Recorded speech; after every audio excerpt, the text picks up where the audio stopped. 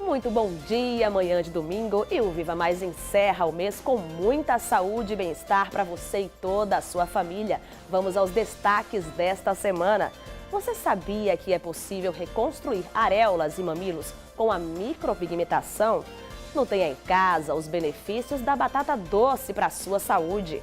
No quadro Reutilize Mais, aprenda a transformar CD usado e rolo de papel higiênico em um porta-lápis. Veja também dicas de como lidar com o luto. Não é nada fácil perder alguém, né? E mais, a receita de hoje é um suco para aumentar a imunidade. O Viva Mais está só começando.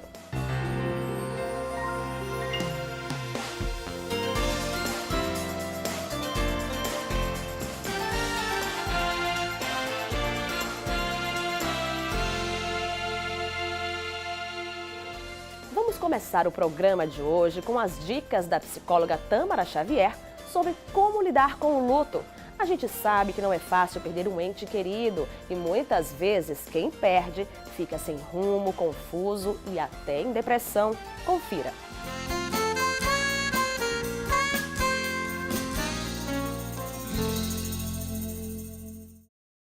No Vivendo Melhor de hoje, nós vamos falar sobre como lidar com o luto.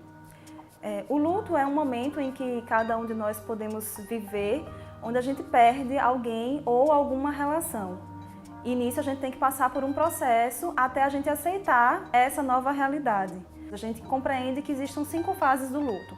Nem todas as pessoas vão passar pelas 5 fases e nem nessa mesma ordem que nós vamos apresentar.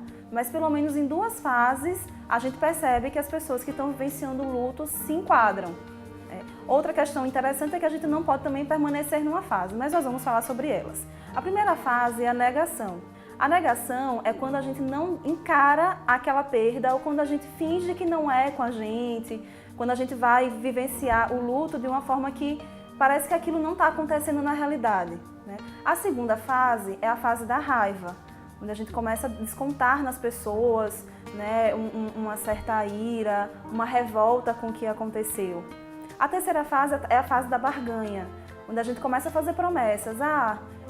Para não vivenciar aquilo ou por ter vivenciado aquilo, começa a prometer que vai se tornar uma pessoa melhor ou que vai ter relações melhores. Por exemplo, né? Uma pessoa que perde um pai, uma mãe, agora eu vou me tornar uma pessoa melhor, eu era feliz e não sabia, então eu preciso ser uma pessoa melhor. E muitas vezes isso não se prolonga, né? Essa proposta de melhoria acaba não se prolongando na vida da pessoa. A quarta fase é a fase da depressão, que é quando a pessoa fica mais melancólica por conta do reconhecimento já do que aconteceu, a ficha caiu, então ela fica mais melancólica, né? Não se permite vivenciar mais relações sociais, fica mais introvertida.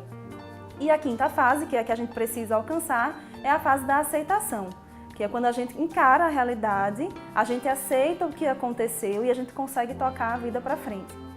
Então, não necessariamente vão ser as 5 fases vivenciadas por essa pessoa determinada no luto.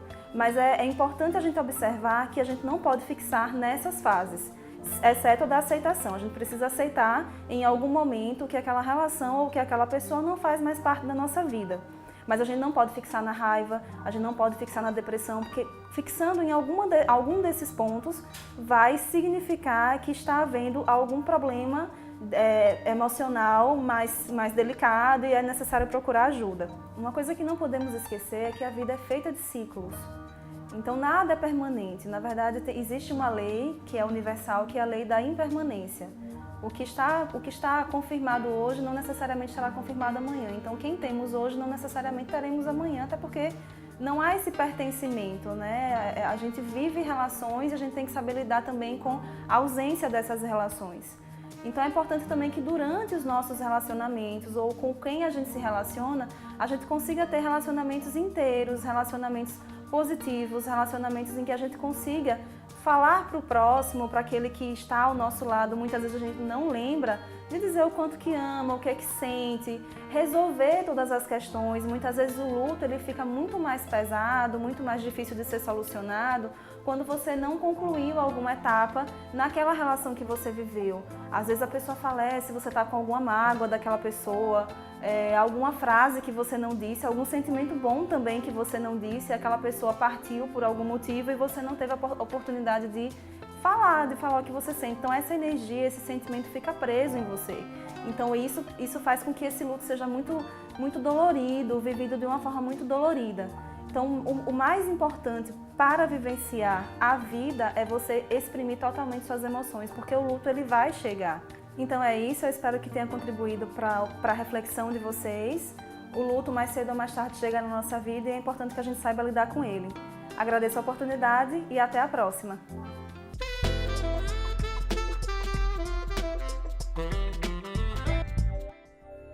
A batata doce é rica em vitaminas A, B1 e B5 e em sais minerais como cálcio, ferro, fósforo, sódio e potássio.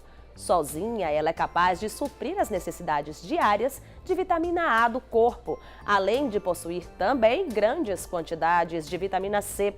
Consumida com casca, a batata doce oferece ao corpo muitas fibras, o que proporciona um melhor funcionamento do intestino.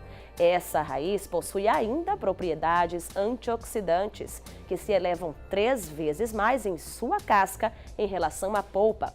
Mas ela deve ser bem lavada para não levar impurezas ao organismo.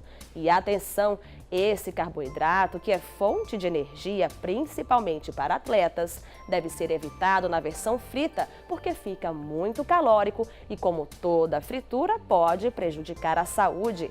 No próximo bloco, a receita de um suco para aumentar a imunidade. Nessa mudança constante de temperatura, uma ótima dica. E ainda CD usado e rolo de papel higiênico podem virar porta-lápis. Super útil e sustentável. É daqui a pouquinho, logo depois dos comerciais. E se você trocar o carro pela bicicleta uma vez por semana? Mude um hábito. Mudar um hábito muda uma vida. E se você parar de usar o smartphone meia hora antes de dormir? Mude um hábito. Mudar um hábito muda uma vida. Estamos de volta e veja só, para melhorar a assistência de pessoas que sofrem com doenças cardíacas, o Hospital Unimed implantou recentemente, mais precisamente no final de julho, o protocolo institucional de dor torácica na unidade de diagnóstico. O objetivo é permitir a agilidade no atendimento de pacientes cardíacos de urgência e, ao mesmo tempo, assegurar aos profissionais da saúde informações confiáveis sobre ações possíveis de serem tomadas com segurança. Segundo dados da Sociedade Brasileira de Cardiologia, as doenças cardiovasculares são responsáveis por quase 30% das causas de morte no Brasil. Um dos principais benefícios da medida é a redução do tempo de dor e sofrimento do paciente. Se o problema for identificado nas primeiras 2 horas, as chances de sequelas e também os gastos do hospital são reduzidos.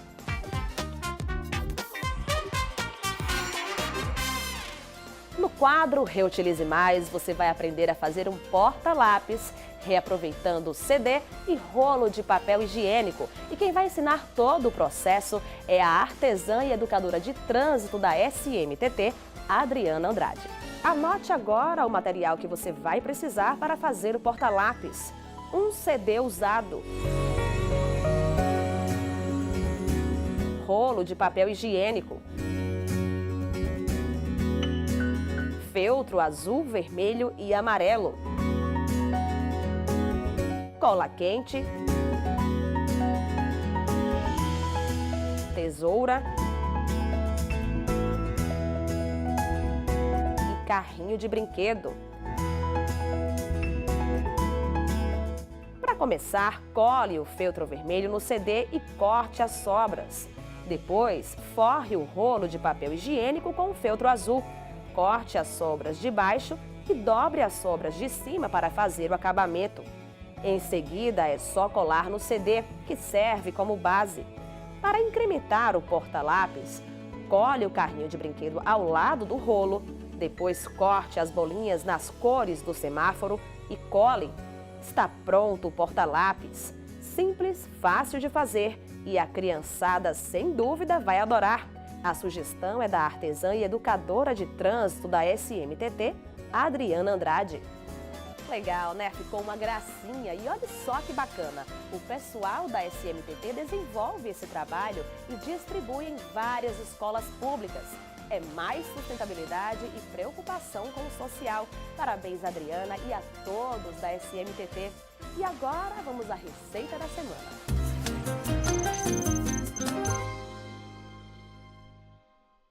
Hoje no quadro Culinária Saudável eu vou ensinar para vocês um suco para aumentar a imunidade. Anote os ingredientes. Uma folha de couve-manteiga com talo, meia xícara de acerola, suco de 2 laranjas peras, meio litro de água. Já que anotaram os ingredientes, vamos ao preparo. Primeiro, colocamos o suco das 2 laranjas. A laranja é rica em vitamina C, né? E é bom para esse momento que a gente está passando de frio, né? Para a gente combater a gripe e os resfriados. A meia xícara de acerola, que também é rica em vitamina C. O couve. Detalhe, vamos colocar o talo, né? Para a gente pegar todas as vitaminas e sais minerais. Ele é rico em ferro, né? E é bom para que a gente se fortaleça. E agora, a água. Agora é só liquidificar.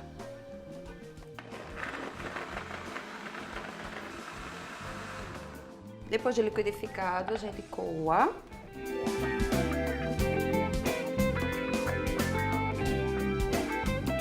Bom, pessoal, o suco já está pronto. Se preferir adoçar, dê preferência ao mel. Espero que tenham gostado. Até a próxima.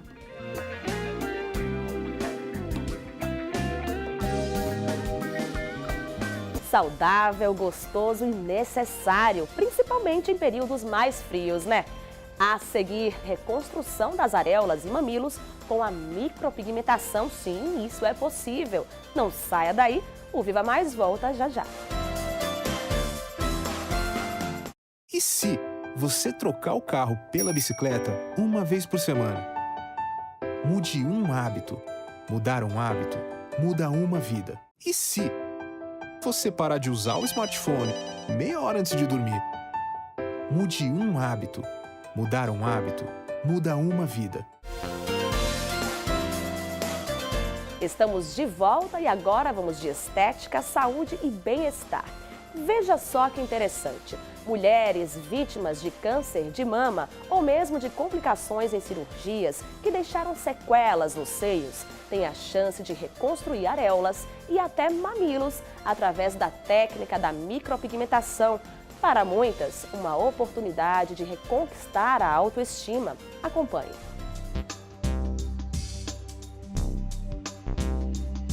Valéria tinha o sonho de reconstruir as mamas. O motivo era estético mesmo. Ela não teve câncer como infelizmente muitas mulheres.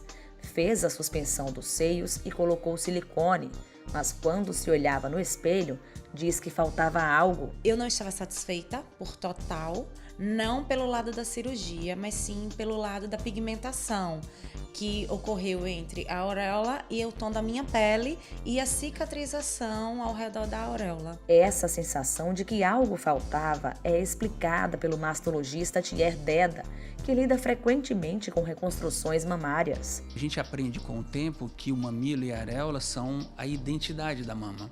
Então, é o que representa a imagem da mama quando a mulher se olha no espelho, é o mamilo e a areola. Você tira o mamilo e a areola, você tem um volume. Você põe um mamilo e a areola nesse volume, você tem uma mama. Então, a diferença é muito grande. As mamas ficam muito mais parecidas quando se faz a reconstrução. Apesar de já ser adepta da micropigmentação, Valéria conta que tinha receio quando pensava em aplicar a técnica nas mamas. Como eu conheço Rosinha, confio, a esteticista realmente de renome. Ela já fez outros procedimentos de micropigmentação em mim, como boca, olho, sobrancelha. Eu super recomendo. Daí ela me disse, não, vamos fazer, que você não vai sofrer problema nenhum. Relutei por 2 anos, mas enfim, encontrei a coragem, fiz totalmente sem dor nenhuma a intervenção e tô super satisfeita. Ela veio para dar o tom realmente a finalização dessa reconstituição da minha mama e tô muito satisfeita mesmo. Rosinha Moura é pioneira em Sergipe quando o assunto é micropigmentação.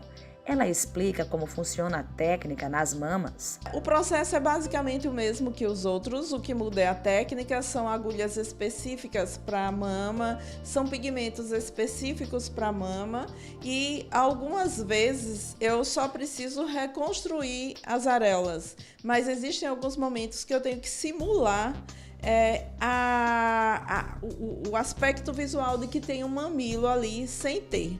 Então, olhando de frente para a mulher, você vê que ela tem mamilo. Se você passar a mão, você vê que ela está lisinha.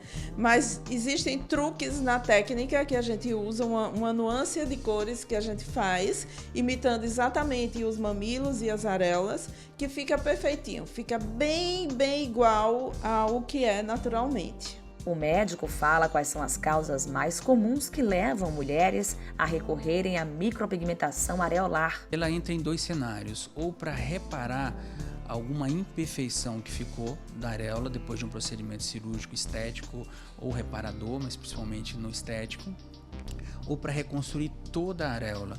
E que isso acontece quando a paciente tem um câncer de mama, que precisa retirar a mama e a areola e o mamilo, e a necessidade de se refazer tanto a mama, quanto a areola e quanto o mamilo. E a areola pode ser refeita, pode ser reconstruída através da técnica da micropigmentação. É uma das técnicas disponíveis. Ele aproveita para enfatizar que existem indicações para a técnica e que cada caso é um caso. A micropigmentação tem como vantagem ser um procedimento extremamente fácil, como eu diria, simples, melhor dizendo. E pode ser feito fora do ambiente cirúrgico, numa clínica estética, por exemplo, pode ser feito dentro do ambiente cirúrgico também. Então, seriam as vantagens da simplicidade e da comodidade dessa reconstrução. Mas, repito, cada caso deve ser individualizado e, às vezes, para alguma situação, a micropigmentação é a melhor escolha e para outras técnicas seriam mais adequadas. Muitas mulheres têm dúvidas em relação a quando podem se submeter à micropigmentação. E o mastologista diz que é possível, inclusive no centro cirúrgico, logo após a colocação da prótese de silicone. É possível fazer a reconstrução da areola do mamilo no mesmo momento em que a reconstrução da mama está sendo feita. E quando isso acontece, quando isso é possível, é fantástico, porque a paciente já sai do centro cirúrgico com a mama, com o volume mamário reposto, refeito, reconstruído e com a mamilo e com a areola também reconstruídos. Mas Rosinha complementa, explicando que quando a técnica é aplicada ainda no centro cirúrgico, é só o começo da realização do trabalho. No centro cirúrgico é bem rápido, porque ela já está anestesiada, o desenho eu faço um pouquinho menor do que o que vai ser realmente, porque só depois que ela está recuperada da cirurgia, ela volta para mim. E aí eu vou ver toda a simetria, exatamente. Os profissionais que lidam diretamente com a reconstrução das mamas sabem bem o significado disso para as mulheres que tiveram a feminilidade abalada e valores emocionais perdidos. Rosinha tem conhecimento de causa. Ela foi diagnosticada com câncer de mama aos 48 anos e optou pela retirada total. Quando eu tive o diagnóstico de câncer, eu fui para meu médico, Dr. Thier, e ele disse assim: Rosinha, por mim, você tiraria um quadrante. E aí eu falei... Uma parte. Uma parte. Aí eu falei para ele, por mim, eu tiro as 2 mamas. Porque eu já era acostumada a fazer esse trabalho. Tirar as mamas para mim não era problema. Eu não iria ficar com 2 cicatrizes.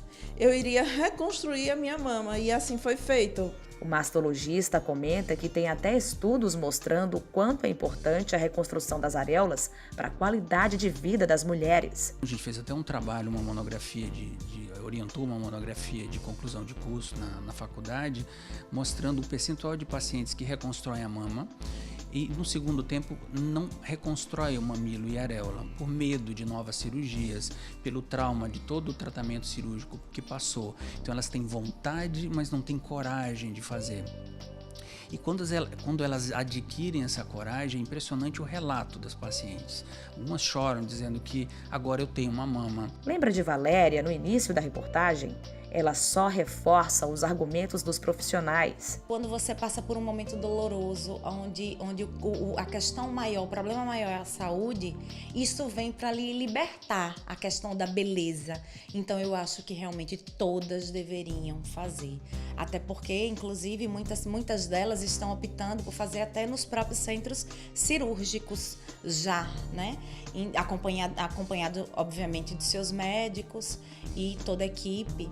E eu acho que o resultado, se para mim, que foi só na questão da beleza, da vaidade, foi gratificante, para elas eu acho que vai ser renovador. E o Viva Mais de hoje fica por aqui. Para saber mais sobre o programa, acesse o site da Unimed Sergipe, www.unimedsE.com.br ou ainda facebook.com/UnimedSE. No próximo domingo, você confere dicas para trabalhar a autoestima das crianças e ainda uma matéria sobre a importância da atividade física para as gestantes. Tudo isso e muito mais domingo que vem, às 10 horas da manhã, aqui na sua TV Atalaia. Obrigada pela atenção e até lá!